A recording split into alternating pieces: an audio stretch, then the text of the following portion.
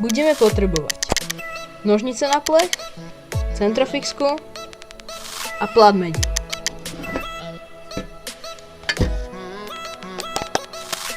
Začneme tým, že si na plát medi centrofixkou nakreslíme ľubovoľný tvar nožu. Nôž máme nakreslený, môžeme začať strihať. Na strihanie budeme potrebovať obyčajné nožnice na plech. Takže môžeme začať.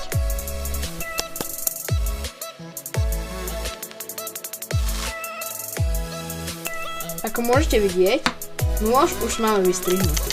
Teraz nám stačí ho len zarovnať gumeným kladivom na najlepšie drevenej podložke. Takže môžeme ísť na to.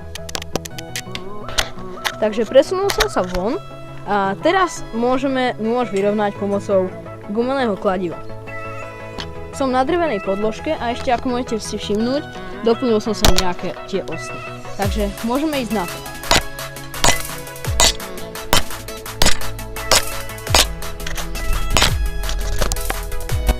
Takže teraz guľatým pilníkom zaoblíme tieto hrany, ktoré tu môžete vidieť.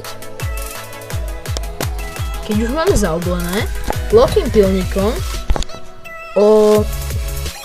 spravíme tieto hrany.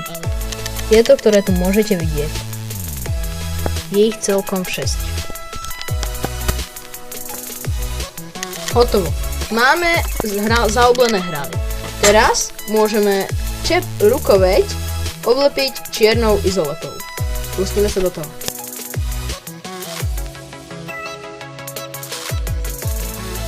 Takže nôž máme už skoro hotový, teraz stačí ho len nabrúsiť.